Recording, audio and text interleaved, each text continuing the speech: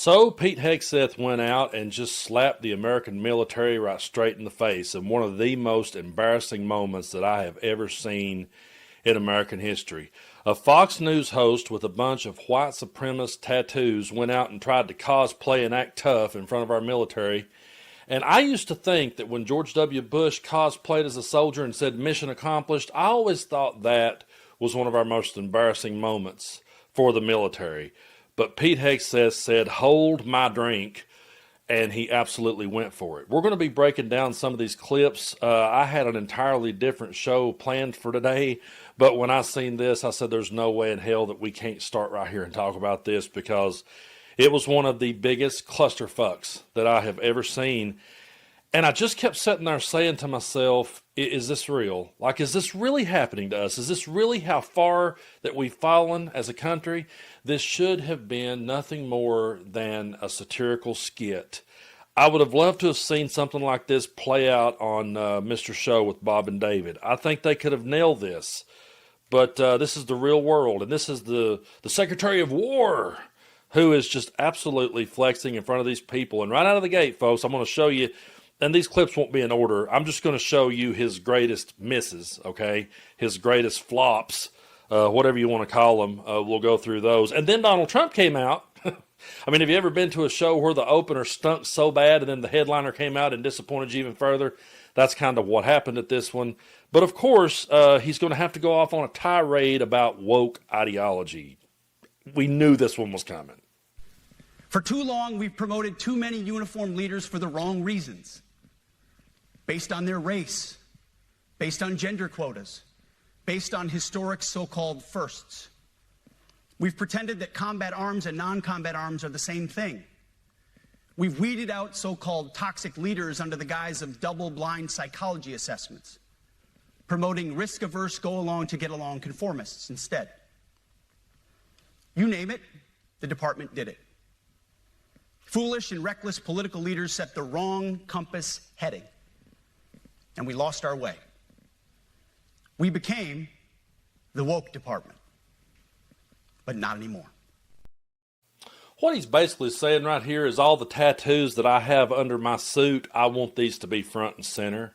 That's basically what he's saying. He is wanting that ideology to rule the day. And again, this was just truly one of the most embarrassing moments. But so-called first, I mean, what is he even referring to right there? Is he referring to when blacks were allowed in the military? Is that what he's referring to? Is that what's going to be next, folks? Nothing will shock me. And if you've not seen any of this, then some of these clips may shock you. But he has to dig in, he has to flex, he has to act tough, and they're going to be restoring basic training to tougher than ever. Take a look. We will not lose warfighters because we failed to train or equip them or resource them. Shame on us if we do. Train like your warriors' lives depend on it, because they do. To that point, basic training is being restored to what it should be: scary, tough, and disciplined.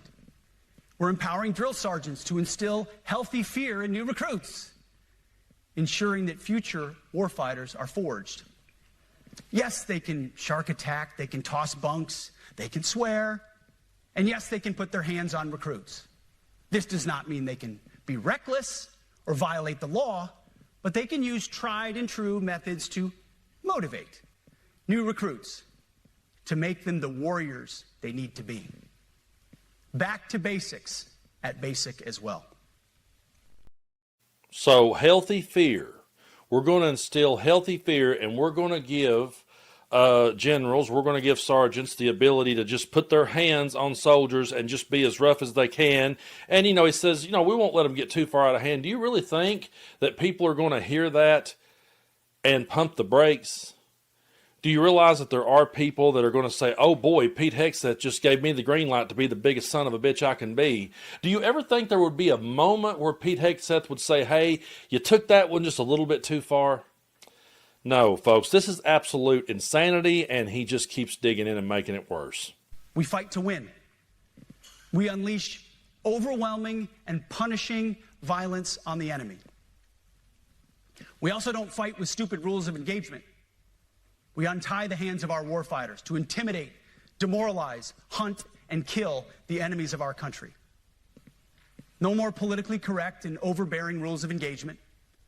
Just common sense, maximum lethality, and authority for warfighters.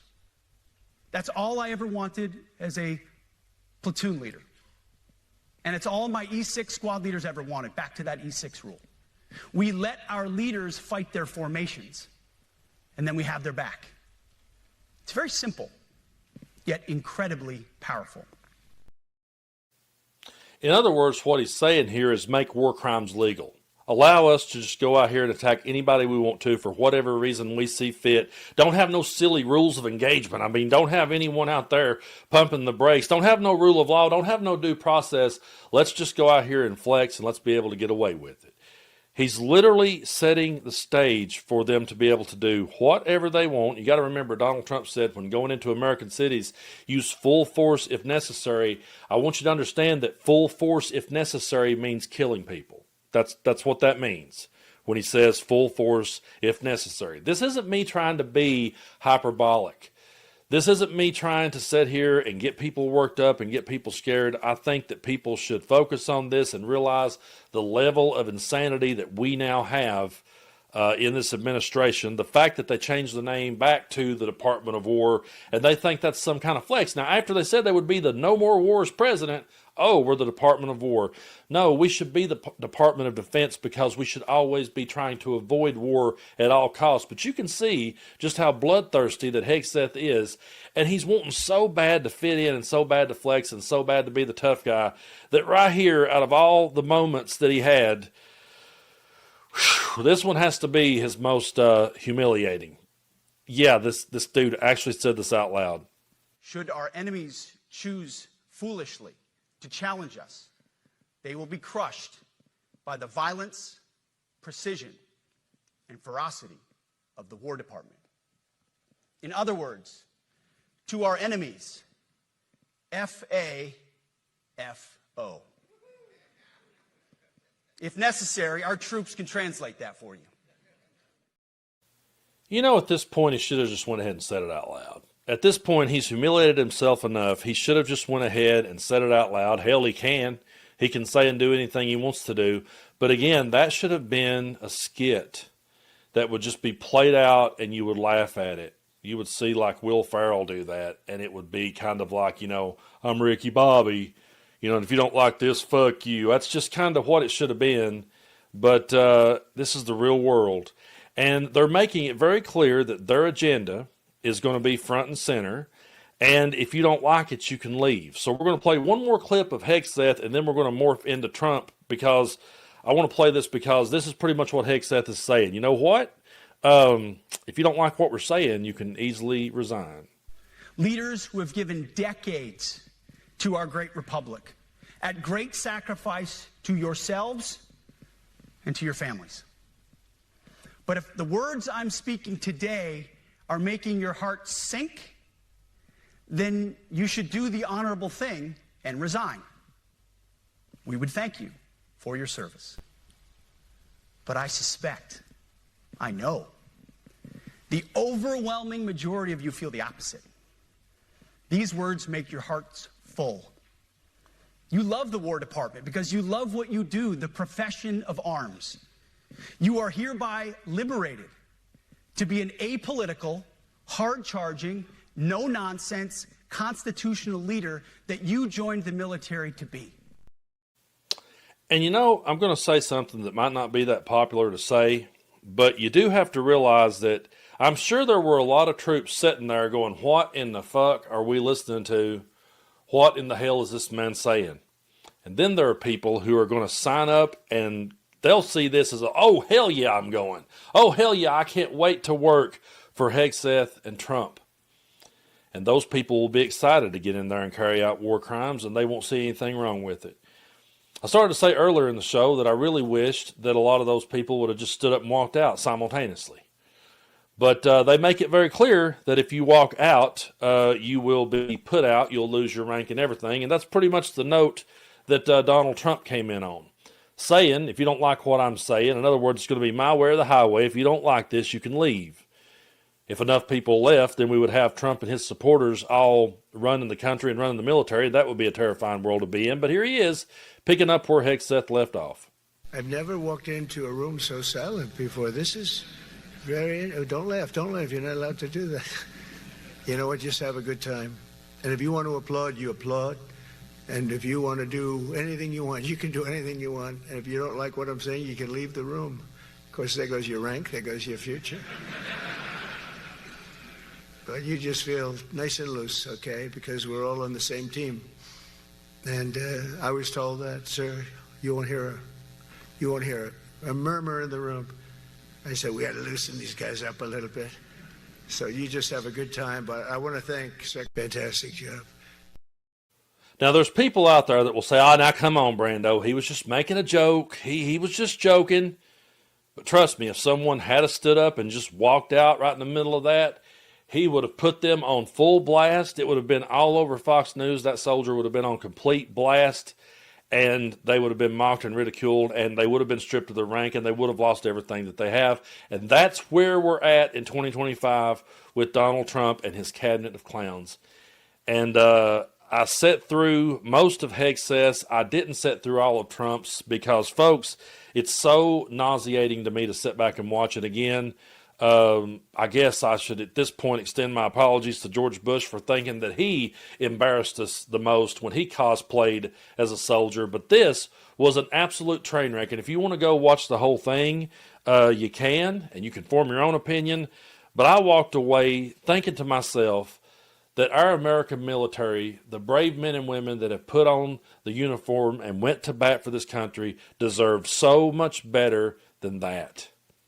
It was an absolute slap in the face. There's no other way I can slice it. I can't put a positive spin on it. Don't ask me to, because there's not one. I'm sure MAGA is excited and they're flexing at this political theater.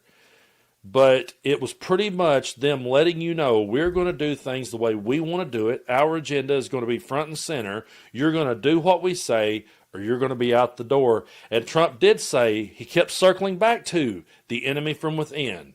I wasn't going to play another clip, but let's at least watch this one because you'll see where he's going with this. What they've done to San Francisco, Chicago, New York, Los Angeles, they're very unsafe places, and we're going to straighten them out one by one. And this is going to be a major part for some of the people in this room. That's a war, too. It's a war from within. Controlling the physical territory of our border is essential to national security. We can't let these people in. So it's a war from within. You know, in my lifetime, and I can actually remember a time in my life when I was a little kid when the Russians was the enemy. We've really flipped the script these days. But then it was the radical Islamic terrorists, and we lived through that for a long time, and they were the ones that were supposed to be coming after our way of life.